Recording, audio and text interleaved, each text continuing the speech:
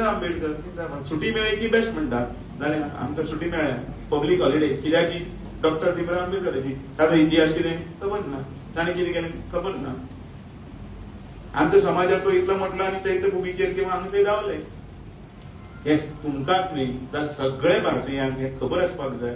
म्हणून हो सगळो प्रपंच आसा. 25 कार्यकर्ते दक्षिणेक, 25 कार्यकर्ते उत्तरेक, ते आपले 5-5 जणांचे मेळून पुस्तकी घेवन ते घरान वतले. एक घरान ते वचून बसतले, एक 10-15 मिनटां तांगेर च्या पाणी पितले. तांणी च्या दिली ना म्हणून कांय हरकत ना पण ते बसतले, तांचे कडेन खबरी मारल्यो आनी ह्यो सगळ्यो गजाली तांकां सांगतले. आनी म्हाका दिसता भीमराव आंबेडकराचे जे येदे व्हडले कार्य आसा ते सकले स्तरा पर्यंत पावयतले. इतलेच म्हाका हांव सांगता. आनी तुमकां परतून एकदां तुमच्या इतले वेळ तुम्ही राहून हे सगळे आयकले, तुम्हीच ताचो प्रचार आणि प्रसार करतले अशी अपेक्षा करता आणि दोन उतरां सोपयता. बोलो भारत माता की जय भीम.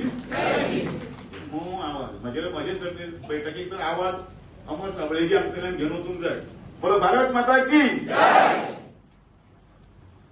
देशभरा भितर ज्या डॉक्टर बाबासाहेब आंबेडकरान ह्या देशाच्या घटना बरयली, ह्या देशाच्या सर्वसामान्य मनशाक हक्क दिलो, हांगासरल्या शोषित वंचित दलित समाजाक न्याय दिलो, त्या डॉक्टर बाबासाहेब आंबेडकराची आणि ज्याने आमच्या देशाची घटना बरयली त्या डॉक्टर बाबासाहेब आंबेडकराची जी याद आसा ती सगळ्या समाजापर्यंत योग्य परिस्थितीत पावपाची जबाबदारी एका अर्थान भारतीय जनता पार्टीचेर आसा. कारण आम्ही पळयतात की एकदा नॅरेटिव्ह सेट केलो वता की भारतीय जनता पार्टी घटनेच्या विरोधात आसा, भारतीय जनता पार्टी एससी समाजाच्या विरोधात आसा, भारतीय जनता पार्टी घटना बदलपाक सोदता. पण प्रत्यक्षात हे आरोप करपी, हो नॅरेटिव्ह सेट करपी काँग्रेस पार्टी आसात, आमच्या विरोधाक आसात. हे ज्या पद्धतीने हे सगळ्यो गजाली करतात तेका खंयतरी जाप दिवपाचो वेळ आयिल्लो आसा. आणि या सगळ्याचो विचार करून भारतीय जनता पार्टीन ठरयलें की अशा पद्धतीचो कार्यक्रम जो आसा तो फक्त एका दिसा पुरतो न्ही जाल्यार 10 दिसां खातीर हो कार्यक्रम अख्ख्या देशभरात जातलो. त्याचोच भाग म्हणून हो कार्यक्रम आसा. फाटल्या 8 दिसां भितर आमचे कार्यकर्ते त्या कडांनी ज्या कडेन आंबेडकराचे पुतळे आसात थंय कार्यक्रम आसतले, ज्या कडेन वस्ती आसा त्या वस्तीने आसतले. आणि अशा या संमेलनाच्या निमतान भारतीय जनता पार्टीची भूमिका नेमकी कितें आसा ही समाजातल्या आणि चड करून एसटी समाजातल्या सगळ्या लोकांपर्यंत आणि समाजातल्या सगळ्याच लोकांपर्यंत पावपाचें काम भारतीय जनता पार्टी करपाक सोदता. आणि त्याचोच भाग म्हणून आयचे संमेलन आसा. घटना या देशाची आसात आणि सामान्य मनशाक दिल्लो हक्क आसात. हेका खरें म्हणजे एका अर्थान दिल्लो हक्क आणि बरिल्ली घटना हेका ताकद दिवपाचें काम हे भारतीय जनता पार्टी करत आयिल्ली आसा.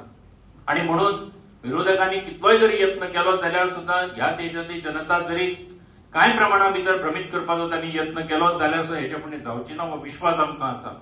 आणि म्हणून आयच्या ह्या कार्यक्रमाचो हेतू हो आसा की डॉक्टर बाबासाहेब आंबेडकरांचे विचार काम आमच्या आताच्या समाजापर्यंत आणि नव्या पिळगेपर्यंत सुद्धा आमकां पावोवपाक जाय. ती जबाबदारीच्या हेतूंतल्यानूच खरें म्हणजे हो कार्यक्रम आसा. तो हेतू तुमच्या सगळ्यांच्या दवरपा खातीर खरें म्हणजे आयचो कार्यक्रम आसा. मुखार सगळ्यांची उलोवपां जातली, तातूंतले जे विचार आसा ते सगळ्यांनी समजून घेवचे आणि समाजापर्यंत सगळ्यापर्यंत पावोवचे अशें ह्या समाजाचेर आस्त बाळगिता आणि मागीर 4 उतरां सोंपयता. सगळ्यांक देव बरें करूं. संविधानाच्या संदर्भामध्ये डॉक्टर बाबासाहेब आंबेडकरांनी जे संविधान दिलेलं आहे आणीबाणीच्या काळामध्ये ते संविधान मोडून तोडून फेकून देण्याच्या परिस्थितीला काँग्रेसने आणलं होतं. लोकांचे मूलभूत हक्क, व्यक्ती स्वातंत्र्य, वृत्तपत्र स्वातंत्र्य हे सगळं गहाण टाकलं होतं. आणि सदैव बुद्धीला स्मरून ज्यांनी ज्यांनी या विरोधामध्ये आवाज उठवला त्या सर्वांना जेलमध्ये टाकलं होतं. अशा प्रकारे डॉक्टर बाबासाहेब आंबेडकरांच्या संविधानाची धज्जी उडवणारे आज संविधान खतरे में है अशा पद्धतीने सांगतात. तेव्हा तुमच्या काळातच संविधान खतरे में होतं.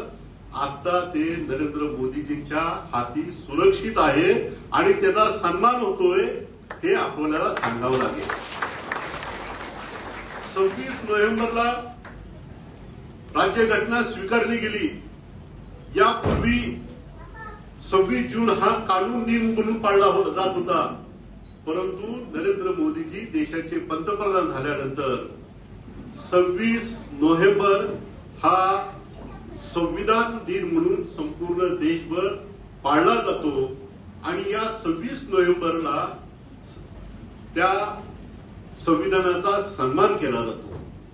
नरेंद्र मोदीजी केवळ पंतप्रधान झाल्यानंतर डॉक्टर बाबासाहेब आंबेडकरांचं नाव घेतात, संविधानाचं नाव घेतात असं नाही, तर ते गुजरातचे मुख्यमंत्री असताना 26 नोव्हेंबरच्या दिवशी त्यांनी हत्तीच्या अंबारीमध्ये संविधानाची प्रत ठेवून त्याची मिरवणूक काढली होती.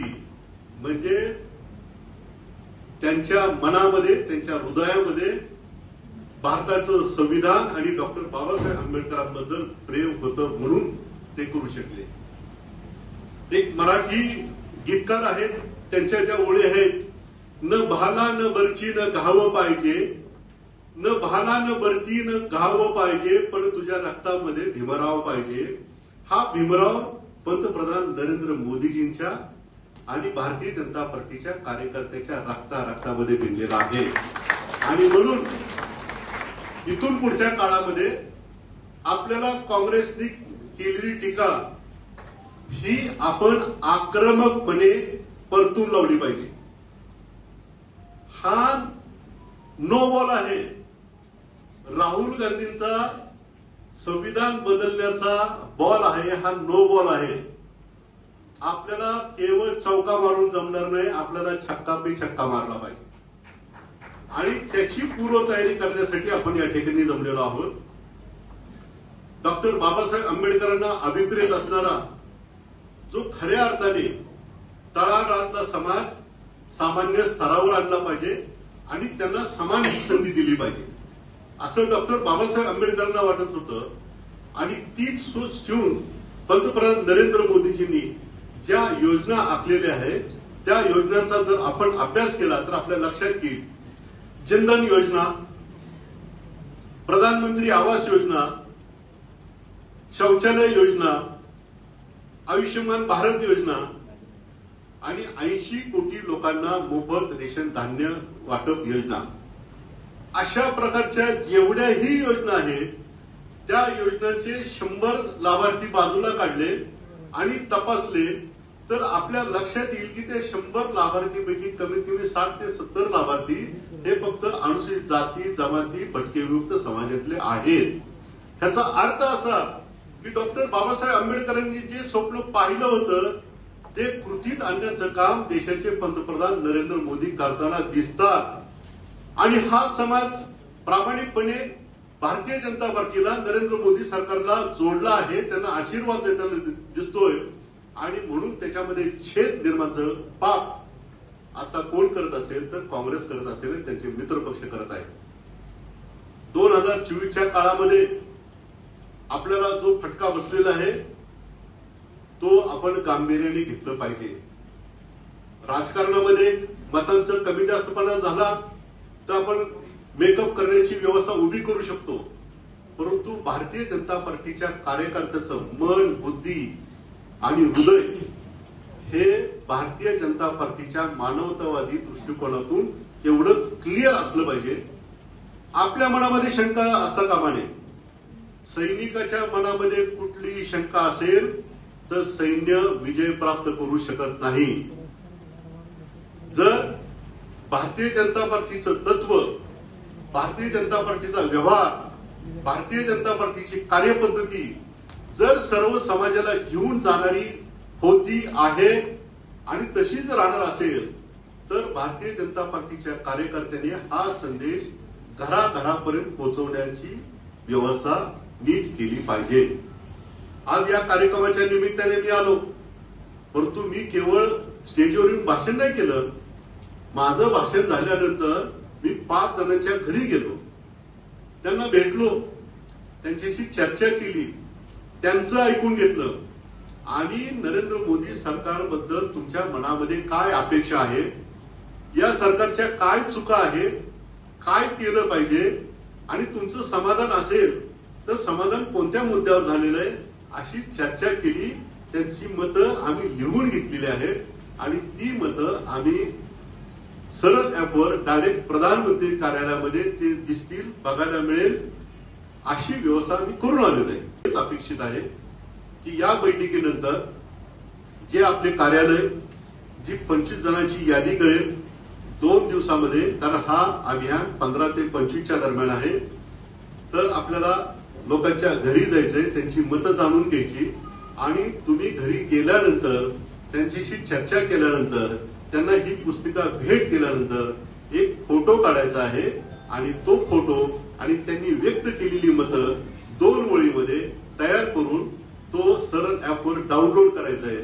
त्याच्यामुळे या देशातील तळागाळामध्ये माणसामध्ये काय हालचाल चालू आहे, काय मतं आहेत, काय प्रश्न आहेत, हे डायरेक्ट पंतप्रधान नरेंद्र मोदी पर्यंत पोहोचलं पाहिजे. आणि ते पोहोचल्यानंतर आगामी निवडणुकीच्या काळामध्ये त्याच्यामध्ये नवीन योजना कशा आणता येतील याचाही आपल्याला विचार करावा लागेल. या देशाला परमवैभवाला न्यायचं असेल आणि 2047 सालापर्यंत हा देश विकसित भारत म्हणून जगामध्ये ताठ मानेने उभा करायचा असेल तर भारतीय जनता पार्टीच्या कार्यकर्त्यांनी सैनिकाची भूमिका घेऊन सर्व अपप्रचाराच्या विरोधामध्ये हातात तलवार घेऊन हे अपप्रचार कापून काढले पाहिजेत आणि छत्रपती शिवाजी महाराजांचं सर्वसामान्यांचं हिंदवी स्वराज्य ज्या पद्धतीने निर्माण झालं त्या मावळ्यांच्या जोरावर छत्रपती शिवाजी महाराजांनी जे हिंदवी स्वराज्य निर्माण केलं तेच हिंदवी स्वराज्य 2047 साली विकसित भारताच्या रूपाने समाजासमोर आलं पाहिजे. तेव्हाच हा देश परमवैभवाला जाऊ शकतो अशी अपेक्षा व्यक्त करतो. आपले सर्व कार्यकर्ते सुजाण आहेत, हा मेसेज समजून घेतील, त्याच्या पद्धतीनं काम करतील आणि समाजातला शेवटचा माणूस आणि पंतप्रधान नरेंद्र मोदी यातला दुवा होण्याचं पुण्याचं काम करेल अशी अपेक्षा व्यक्त करतो आणि माझ्या वाणीला विराम देतो. जय हिंद, जय Bhim. Subscribe Prudent social media channel and press bell icon for latest notifications.